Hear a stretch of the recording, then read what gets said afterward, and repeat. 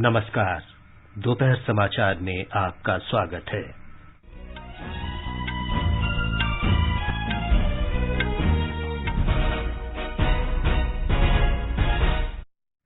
प्रधानमंत्री नरेंद्र मोदी पंजाब के फिरोजपुर में 42,750 करोड़ रुपए से अधिक की कई विकास परियोजनाओं की आधारशिला रखेंगे। राष्ट्रव्यापी कोविड टीकाकरण अभियान के तहत अब तक 147 करोड़ 72 लाख से अधिक टीके लगाए गए। स्वस्थ होने की दर 98.01% हुई। देश में अब तक ओमिक्रॉन के 2,135 मामले सामने आए। पिछले 24 घंटों में 58,057 नए संक्रमित।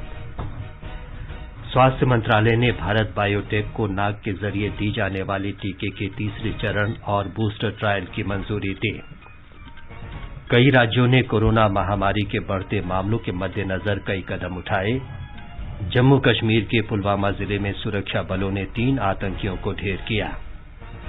भारतीय क्रिकेट कंट्रोल बोर्ड ने रणजी ट्रॉफी और कर्नल सीके नायडू ट्रॉफी प्रतियोगिताएं स्थगित की।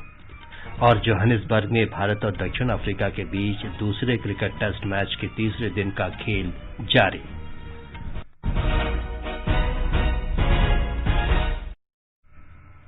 दोपहर समाचार में नीलम मलकानिया के साथ मैं विमलेंदु पांडे। देश कोविड टीकाकरण अभियान के अंतर्गत 150 करोड़ टीके लगाने की दिशा में निरंतर आगे बढ़ रहा है। कोरोना वायरस का नया वेरिएंट मिलने से चिंताएं बढ़ी हैं। 15 से 18 वर्ष के किशोरों के लिए राष्ट्रव्यापी टीकाकरण शुरू हो गया है। आपसे हमारी अपील है कि यथाशीघ्र दोनों टीके लगवाएं और अन्य लोगों को भी टीके लगवाने के लिए प्रेरित करें। कृपया 3 सरल उपायों का पालन अवश्य करें। मास्क लगाएं, 2 गज की सुरक्षित दूरी बनाए रखें और हाथ और चेहरा साफ रखें। कोविड से संबंधित किसी भी जानकारी और मार्गदर्शन के लिए राष्ट्रीय हेल्पलाइन नंबर 011-2397-8046 और 1075 पर संपर्क करें। देश के 75वें स्वतंत्रता दिवस समारोह के उपलक्ष्य में आजादी के अमृत महोत्सव के अंतर्गत सरकार अनेक गतिविधियों का आयोजन कर रही है। इस अवसर को जन उत्सव के रूप में मनाते हुए आकाशवाणी समाचार ने स्वतंत्रता संग्राम और इसके गौरवशाली इतिहास पर विशेष प्रश्नोत्तरी कार्यक्रम शुरू किया है। प्रत्येक सोमवार और मंगलवार को समाचार प्रभात में प्रसारित होने वाली ये क्विज इस वर्ष 15 अगस्त तक जारी रहेगी। भारतीय डाक विभाग अमृत महोत्सव क्विज में आकाशवाणी समाचार के साथ सहयोगी के रूप में शामिल है। कल के अमृत महोत्सव क्विज का प्रश्न था, असहयोग आंदोलन के दौरान प्रसिद्ध कर विरोधी सत्याग्रह चिराला पेराला का नेतृत्व किसने किया था? इस प्रश्न का सही उत्तर है दुग्गिराला गोपाल कृष्णैया। तत्कालीन सरकार ने आंध्र प्रदेश के गुंटूर जिले के चिराला और पेराला गांवों को एक म्यूनिसिपैलिटी में तब्दील करने और जबरन कर बढ़ाने का फैसला किया था। दुग्गिराला के नेतृत्व में करीब 15,000 लोगों ने कर अदा करने से इनकार कर दिया और वे रामनगर नाम की नई बस्ती में चले गए और वहां 11 महीने तक रहे। आकाशवाणी को दुनिया भर से बड़ी संख्या में श्रोताओं से इस प्रश्न का उत्तर मिला और भाग्यशाली विजेता हैं पंडारा रोड दिल्ली से अवंतिका प्रकाश। उन्होंने आकाशवाणी को बताया, मैं अवंतिका प्रकाश कक्षा 12वीं की छात्रा हूँ। मैं बहुत ही उत्सुकता से आकाशवाणी की समाचार पत्रिका सुनती हूँ। इसमें देश विदेश की खबरों से मेरा परिचय होता है और ज्ञानवर्धन होता है। इसमें जो प्रश्नोत्तरी यानी क्विज का आयोजन होता है वह भी रोमांचित करता है। हम लोगों के लिए यह एक बहुत ही गौरव की बात है कि हमारे देश को स्वतंत्र हुए 75 साल होने जा रहे हैं। इस उपलक्ष्य में भारत का अमृत महोत्सव मनाया जा रहा है। हम युवा इससे बहुत प्रभावित हैं। अब समाचार विस्तार से। प्रधानमंत्री नरेंद्र मोदी पंजाब में फिरोजपुर में एक कार्यक्रम में 42,750 करोड़ रुपए से अधिक की कई विकास परियोजनाओं की आधारशिला रखेंगे। इन परियोजनाओं से विकास की गति तेज होगी और संपर्क सुविधा बढ़ेगी। प्रधानमंत्री हुसैनीवाला पहुंच गए हैं, जहां वे शहीद भगत सिंह, राजगुरु और सुखदेव को श्रद्धांजलि अर्पित करेंगे। इससे पहले प्रधानमंत्री के बठिंडा पहुंचने पर पंजाब के वित्त मंत्री मनप्रीत सिंह बादल ने उनका स्वागत किया। रक्षा मंत्री राजनाथ सिंह और केंद्रीय सड़क परिवहन तथा राजमार्ग मंत्री नितिन गडकरी आज लखनऊ कानपुर एक्सप्रेस वे की आधारशिला रखेंगे। इस परियोजना पर 4,200 करोड़ रुपए की लागत आएगी। इसके पूरा हो जाने से दोनों शहरों के बीच यात्रा समय 40 मिनट कम हो जाएगा। रक्षा मंत्री राजनाथ सिंह आज अपने संसदीय क्षेत्र लखनऊ में कई विकास परियोजनाओं का लोकार्पण करेंगे। केंद्रीय सड़क परिवहन मंत्री नितिन गडकरी उत्तर प्रदेश में 26,778 करोड़ रुपए लागत से कई स्थानों पर निर्मित 821 किलोमीटर राष्ट्रीय राजमार्ग परियोजनाओं का लोकार्पण कर रहे हैं। बाद में केंद्रीय मंत्री राज्य की राजधानी लखनऊ के अमौसी में 16 राष्ट्रीय राजमार्ग परियोजनाओं की आधारशिला रखेंगे। शाम को वे श्रृंगवेरपुर धाम में 5,169 करोड़ रुपए की लागत वाली 4 राष्ट्रीय राजमार्ग परियोजनाओं की शुरुआत करेंगे। वायुसेना ने प्रमुख रक्षा अध्यक्ष के हेलीकॉप्टर दुर्घटना की जांच के संबंध में रक्षा मंत्री राजनाथ सिंह के समक्ष विस्तृत जानकारी प्रस्तुत की। तीनों सेनाओं की जांच समिति की रिपोर्ट में हेलीकॉप्टर दुर्घटना के कारण और भविष्य में अति विशिष्ट व्यक्तियों की हेलीकॉप्टर यात्रा को और सुरक्षित करने के बारे में सिफारिशें की गई हैं। वायुसेना प्रमुख एयर चीफ मार्शल विवेक राम चौधरी और वायुसेना के वरिष्ठ अधिकारी इस अवसर पर मौजूद थे। जांच दल ने 31 दिसंबर को अपनी रिपोर्ट प्रस्तुत की थी। ये report air marshal Manvendra Singh और सेना तथा नौसेना के ब्रिगेडियर रैंक के अधिकारियों ने तैयार की है। समिति ने हेलीकॉप्टर के ब्लैक बॉक्स से मिले डाटा का भी विश्लेषण किया है। विदेश मंत्री डॉक्टर सुब्रमण्यम जयशंकर ने ऑस्ट्रेलिया के विदेश मंत्री मारिस पेंस से बात की। डॉक्टर जयशंकर ने विश्वास व्यक्त किया कि इस वर्ष दोनों देशों के बीच संबंध और मजबूत होंगे। जम्मू कश्मीर में आज पुलवामा जिले के चांदगाम इलाके में सुरक्षा बलों के साथ मुठभेड़ में 3 आतंकी मारे गए। जम्मू कश्मीर के पुलिस महानिदेशक दिलबाग सिंह ने आकाशवाणी से विशेष बातचीत में बताया कि मारे गए आतंकवादी जैश-ए-मोहम्मद आतंकी गुट से संबंधित हैं। एक खास इतला के ऊपर पुलिस और सिक्योरिटी फोर्सेज द्वारा एक ऑपरेशन अर्ली मॉर्निंग आज लॉन्च किया गया था पुलवामा जिले में, जिसके अंदर 3 दहशतगर्द मारे गए हैं। तीनों दहशतगर्द जैश-ए-मोहम्मद के साथ वाबस्ता हैं और बड़ी तादाद में असला और अम्यूनिशन वहां से पकड़ा गया है, जिसमें 2 MO4 अमेरिकन कार्बिन राइफल भी हैं। ये ग्रुप काफी लंबे अरसे से इस एरिया में एक्टिव था। इसमें कम से कम 1 दहशतगर्द पाकिस्तानी पाया गया है। ये समाचार हमारी वेबसाइट newsonair.com/hindi और हमारे mobile app news on AIR पर भी उपलब्ध हैं।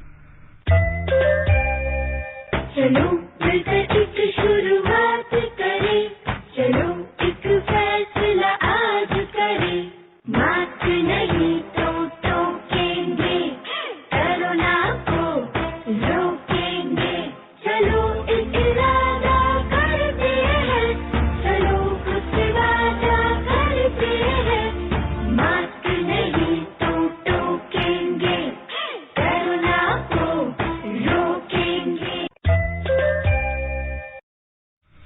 दोपहर समाचार में आपका फिर स्वागत है। राष्ट्रव्यापी कोविड टीकाकरण अभियान के तहत अब तक 147 करोड़ 72 लाख से अधिक टीके लगाए जा चुके हैं। इस समय 2,14,000 रोगियों का इलाज किया जा रहा है। स्वस्थ होने की दर 98.01% है। पिछले 24 घंटों में 15,300 से अधिक लोग स्वस्थ हुए और 58,097 नए रोगी सामने आए। देश में अब तक ओमिक्रॉन संक्रमण के कुल 2,135 केस सामने आ चुके हैं। महाराष्ट्र में 653, दिल्ली में 464, केरल में 185 और राजस्थान में 174 लोगों में संक्रमण की पुष्टि हुई। स्वास्थ्य मंत्रालय ने कहा है कि अब तक 828 लोग संक्रमण से ठीक हो चुके हैं। कोरोना संक्रमण के प्रसार को रोकने के लिए दिल्ली, उत्तर प्रदेश, बिहार और केंद्र शासित प्रदेश अंडमान निकोबार द्वीप सहित देश के कई राज्यों में रात्रिकालीन और सप्ताहांत कर्फ्यू लगाया जा रहा है। दिल्ली सरकार ने कोविड के मद्देनजर निजी अस्पतालों से बिस्तरों की संख्या 10% से बढ़ाकर 40% करने को कहा है। स्वास्थ्य मंत्री सत्येंद्र जैन ने आज मीडिया से बातचीत में कहा कि राष्ट्रीय राजधानी में 2% बिस्तर कोविड मरीजों के लिए रखे गए हैं। उन्होंने कहा कि दिल्ली में कोविड के मामले तेजी से बढ़ रहे हैं। उत्तर प्रदेश सरकार ने राज्य में कोरोना संक्रमण को रोकने के लिए दिशा निर्देश जारी किए हैं। सरकार द्वारा जारी नए दिशा निर्देशों के मुताबिक राज्य में अब रात का कोविड कर्फ्यू 10 बजे से लेकर सुबह 6 बजे तक प्रभावी रहेगा। जिन जिलों में कोविड पीड़ित मरीजों की संख्या 1000 से अधिक हो जाएगी, वहां के संबंध में सख्त दिशा निर्देश जारी किए गए हैं। हालांकि राज्य में ऐसा अभी कोई जिला नहीं है जहां 1000 से अधिक कोविड पीड़ित मरीज हों। ऐसे जिलों में अब किसी बंद स्थान पर शादी या अन्य समारोह में केवल 100 लोग ही शामिल हो सकेंगे। ऐसे जिलों में सभी जिम, स्पा, धार्मिक स्थानों और रेस्तरां में 50% क्षमता तक ही लोग होंगे। सुशील चंद्र तिवारी, आकाशवाणी समाचार, लखनऊ। महाराष्ट्र में लगातार बढ़ रहे कोविड मामलों के बीच बृहन मुंबई नगर निगम ने छत्रपति शिवाजी महाराज अंतर्राष्ट्रीय हवाई अड्डे पर पहुंचने वाले अंतर्राष्ट्रीय यात्रियों के लिए नए दिशा निर्देश जारी किए हैं। ब्यौरा हमारे संवाददाता से। बीएमसी के नए दिशा निर्देशों के अनुसार हाई रिस्क और एट रिस्क देशों से तथा यूएई से मुंबई में आने वाले अंतर्राष्ट्रीय यात्रियों को रैपिड आरटीपीसीआर जांच करानी होगी और पॉजिटिव पाए जाने पर नियमित आरटीपीसीआर जांच कराकर उसके परिणामों की प्रतीक्षा करनी होगी। निगेटिव पाए जाने वाले यात्रियों को घर जाने की अनुमति होगी, लेकिन उन्हें 7 दिनों तक होम क्वारंटाइन रहना होगा। पॉजिटिव पाए गए कोरोना के सिम्टोमेटिक यात्रियों को 7 हिल्स बॉम्बे हॉस्पिटल या ब्रिज कैंडी अस्पताल में उनके खर्चे पर भर्ती किया जाएगा। वहीं असिम्टोमेटिक यात्रियों को कांजूर मार्ग या बीकेसी के जम्बो कोविड सेंटर में निःशुल्क भर्ती किया जाएगा। इस दौरान आज महाराष्ट्र के उप मुख्यमंत्री अजित पवार ने कोविड टास्क फोर्स के अधिकारियों के साथ तथा अन्य विभागों के अधिकारियों के साथ एक उच्च स्तरीय बैठक में राज्य की स्थिति का ब्यौरा लिया। विस्तृत चर्चा के बाद उन्होंने स्वास्थ्य विभाग और अन्य विभागों को सतर्क रहने और एक दूसरे के साथ समन्वय बनाकर काम करने के निर्देश दिए। शैलेश पाटिल, आकाशवाणी समाचार, मुंबई। पंजाब में सरकारी राजेंद्र मेडिकल कॉलेज पटियाला में 102 डॉक्टर और विद्यार्थी कोरोना संक्रमित हुए हैं। एमबीबीएस विद्यार्थियों को छात्रावास खाली करने के लिए कहा गया है। पटियाला के उपायुक्त संदीप हंस ने कहा कि सभी संक्रमितों के नमूने जीनोम सीक्वेंसिंग के लिए भेजे गए हैं। बिहार सरकार कल से राज्य में रात 10 बजे से सुबह 5 बजे तक कर्फ्यू लागू करेगी। ये 21 जनवरी तक लागू रहेगा। इस दौरान आवश्यक सेवाओं को छूट रहेगी। मुख्यमंत्री नीतीश कुमार की अध्यक्षता में आपदा प्रबंधन दल ने कल ये निर्णय लिया। अंडमान निकोबार द्वीप समूह में रात 9 बजे से सुबह 5 बजे तक कर्फ्यू लगा दिया गया है। इस दौरान आवश्यक कार्यों के लिए छूट रहेगी। 7वीं से 9वीं तक की कक्षाएं एक दिन छोड़कर चलेंगी। स्कूलों में 6ठी क्लास तक कक्षाएं 2 सप्ताह के लिए स्थगित रहेंगी। पोर्ट ब्लेयर में फेरी सेवाएं भी स्थगित रहेंगी। राजधानी दिल्ली के राम मनोहर लोहिया अस्पताल के पूर्व वरिष्ठ डॉक्टर ए के वार्ष्णेय ने बताया कि ओमिक्रॉन के लक्षण बहुत गंभीर नहीं हैं। हालांकि ओमिक्रॉन वायरस से जितनी रिपोर्ट है कि 80% के करीब मरीज जो है उनको कोई सिम्टम भी नहीं है, उनको कुछ भी नहीं पता, जिससे टेस्टिंग की गई तो पॉजिटिव आ गए। और जो बाकी 20% है उनमें बहुत हल्के सिम्टम पाए गए। हल्के सिम्टम का मतलब है उनमें गले में खराश, मामूली बुखार है जैसे 100 डिग्री के करीब, सिर में दर्द, ज्यादातर ये सिम्टम थे। और उनमें जो पुराना डेल्टा का था जिसमें कि सूंघने की शक्ति चली जाती थी, जीभ का स्वाद चला जाता था या उल्टी दस्त लग जाते थे, और उससे भी खतरनाक ये था कि वो लंग्स में इन्फेक्शन कर देता, और लंग्स में इन्फेक्शन करने से लोगों की ऑक्सीजन की गिरावट आ जाती थी, उनको सांस लेने में तकलीफ होती। वो सब ये सिम्टम जो है ओमिक्रॉन में नहीं पाए गए। इसीलिए हर जगह ये कहा जा रहा है कि ये माइल्ड है।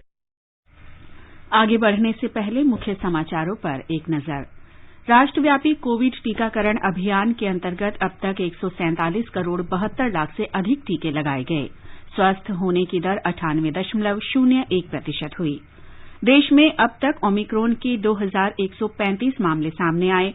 पिछले 24 घंटों में 58,097 नए संक्रमित मामले। स्वास्थ्य मंत्रालय ने भारत बायोटेक को नाक के जरिए दिए जाने वाले टीके के तीसरे चरण और बूस्टर ट्रायल की मंजूरी दी।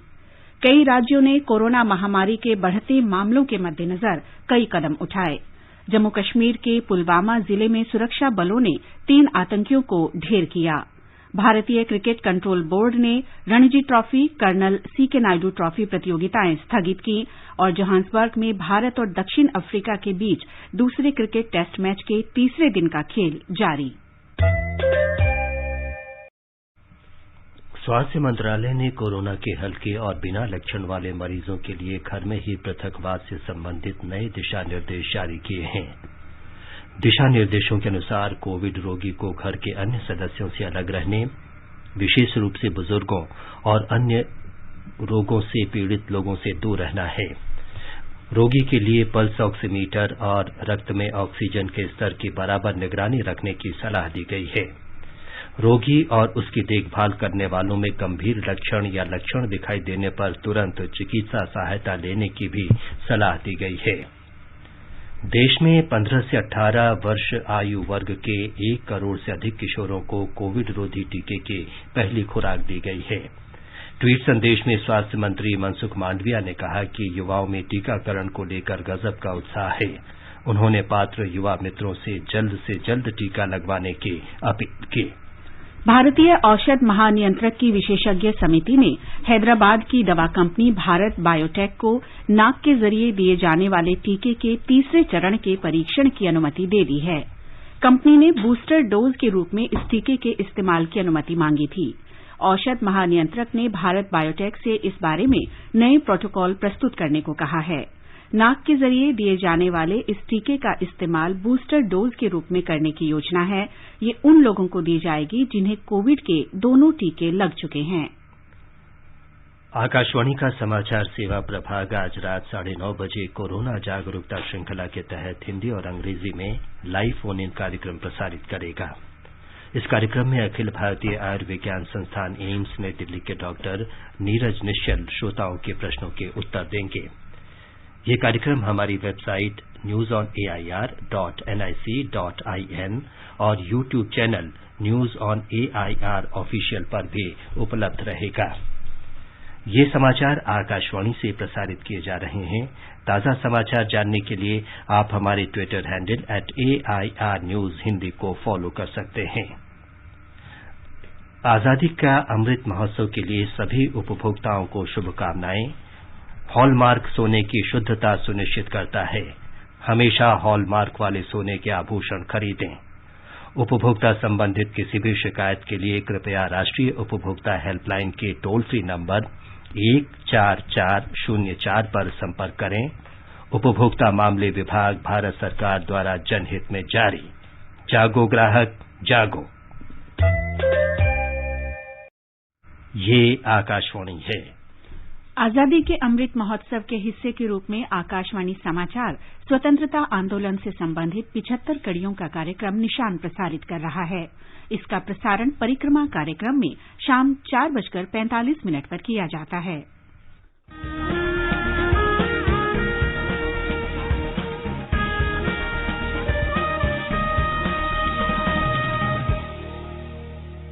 स्वाधीनता संग्राम के वे निशान जो साक्षी हैं हमारे सेनानियों के संघर्ष और बलिदान के। आकाशवाणी समाचार ला रहा है विशेष श्रृंखला निशान। हर बुधवार को शाम 4:45 पर कार्यक्रम परिक्रमा में FM गोल्ड 100.1 मेगाहर्ट्ज पर।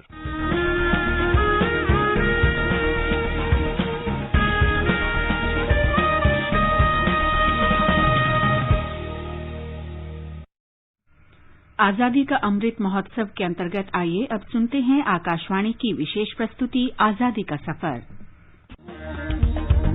आजादी का अमृत महोत्सव।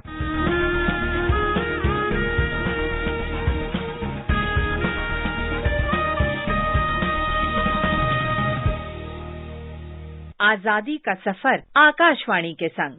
भारत का स्वाधीनता संघर्ष आधुनिक विश्व के महानतम संघर्षों में से एक है। आकाशवाणी से हम आपके लिए रोजाना ला रहे हैं इस संघर्ष की झलक। ओम नमो भगवते श्री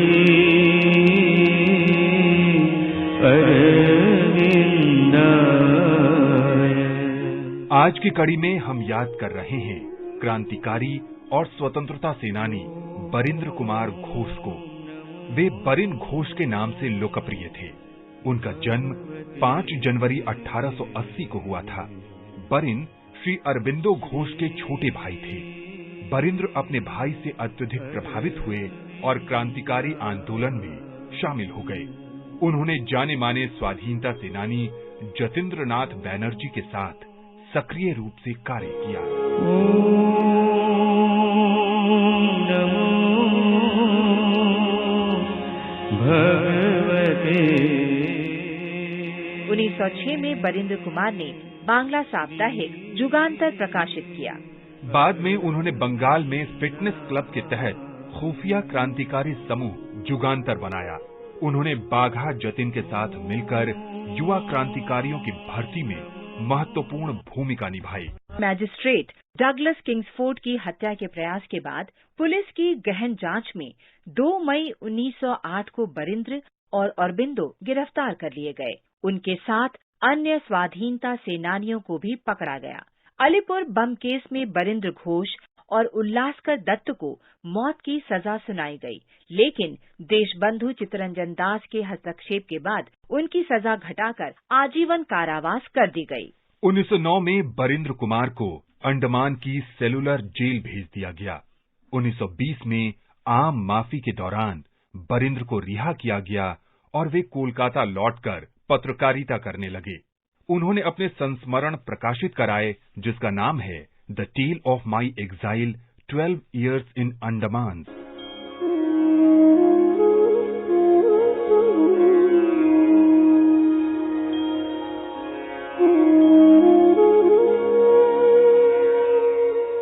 बरिंद्र 1923 में पौंडीचेरी गए और अरबिंदो से प्रभावित होकर आध्यात्मिकता और साधना में लीन हो गए।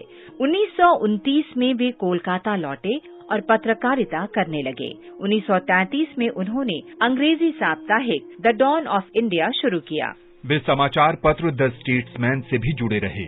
1950 में बरिंद्र बांग्ला अखबार दैनिक बसुमती के संपादक बन गए। 18 अप्रैल 1959 को उनका निधन हो गया। महान भारतीय राष्ट्रवादी को शत शत नमन।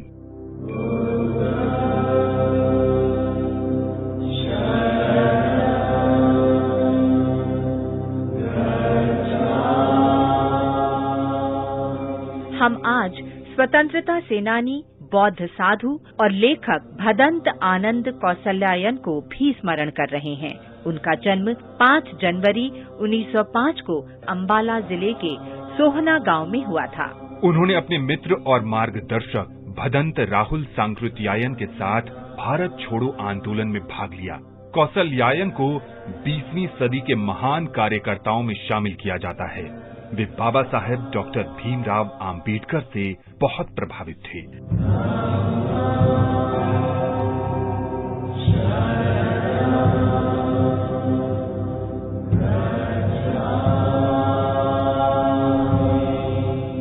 भदंत आनंद कौसल्यायन मुंबई के दादर में 7 दिसंबर 1956 को बाबा साहब के अंतिम संस्कार समारोह में मुख्य आधिकारिक प्रीस्ट थे।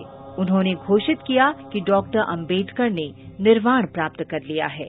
उनके मार्गदर्शन में ही बाबा साहब का अंतिम संस्कार समारोह किया गया। बाबा साहब की मृत्यु के उपरांत भदंत कौसल्यायन ने अंबेडकर के संदेश के प्रचार प्रसार का दायित्व संभाला और महाराष्ट्र के बौद्ध धर्मावलंबियों का मार्गदर्शन करने के लिए यात्रा करने लगे। उन्होंने आम लोगों के हित में डॉक्टर आम्बेडकर के महत्वपूर्ण कार्य द बुद्धा एंड हिज धम्मा का हिंदी में अनुवाद किया। उन्होंने पाली त्रिपिटक और अन्य बौद्ध साहित्य को खोजा और मूल स्रोत एकत्र किए जो डॉक्टर आम्बेडकर नहीं कर पाए थे। 22 जून 1988 को भदंत कौसल्यायन का निधन हो गया। महान राष्ट्रवादी को विनम्र श्रद्धांजलि।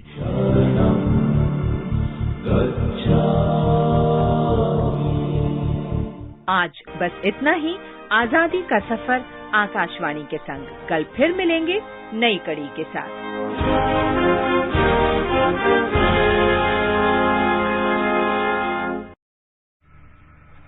आकाशवाणी का समाचार सेवा प्रभाग आज रात स्पॉटलाइट कार्यक्रम में महिला और बाल विकास मंत्री स्मृति जुबिन ईरानी से विशेष भेंटवार्ता प्रसारित करेगा। श्रीमती ईरानी ने आकाशवाणी को सरकार द्वारा महिलाओं और बच्चों के कल्याण की विभिन्न योजनाओं और उपलब्धियों के बारे में बताया। केंद्रीय मंत्री ने कहा कि वर्ष 2014 के बाद सरकार के विभिन्न नीतियों में महिलाओं और बच्चों पर विशेष रूप से ध्यान केंद्रित किया गया है और प्रत्येक विभाग इस दिशा में काम कर रहा है।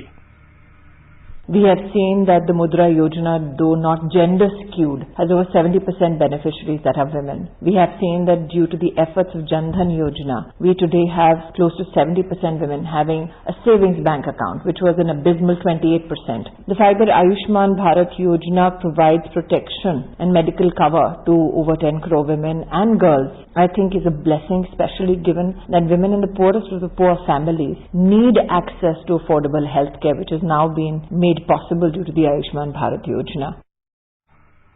ये भेंट वार्ता FM गोल्ड चैनल और अतिरिक्त मीटरों पर रात 9:15 बजे से प्रसारित की जाएगी। ये कार्यक्रम हमारी वेबसाइट newsonair.nic.in और YouTube channel news on AIR official पर उपलब्ध रहेगा। जोहान्सबर्ग में दक्षिण अफ्रीका के साथ दूसरे क्रिकेट टेस्ट मैच के तीसरे दिन आज भारत ने दूसरी पारी में 2 विकेट पर 85 रन से आगे खेलना शुरू किया और ताजा समाचार मिलने तक 3 विकेट पर 162 रन बना लिए। भारतीय क्रिकेट कंट्रोल बोर्ड BCCI ने देश में कोविड के बढ़ते संक्रमण को देखते हुए Ranji trophy, colonel CK Naidu trophy और सीनियर महिला T20 लीग को स्थगित करने की घोषणा की है। रणजी ट्रॉफी और कर्नल CK नायडू ट्रॉफी इस महीने शुरू होने वाली थीं, जबकि सीनियर महिला T20 के लीग मुकाबले फरवरी में होने थे। प्रधानमंत्री नरेंद्र मोदी ने सामाजिक कार्यकर्ता और पद्मश्री पुरस्कार से सम्मानित सिंधुताई सपकल के निधन पर दुख व्यक्त किया है। उन्होंने कहा कि समाज में उनकी नेक सेवा के लिए उन्हें याद रखा जाएगा। सिंधुताई का कल पुणे में निधन हो गया। सपकल माई के रूप में लोकप्रिय थीं। उन्होंने पुणे के हड़पसर के पास अनाथालय सन्मति बाल निकेतन संस्था की स्थापना की थी। महाराष्ट्र के मुख्यमंत्री उद्धव ठाकरे ने सिंधुताई का अंतिम संस्कार पुणे में राजकीय सम्मान के साथ करने का निर्देश दिया है।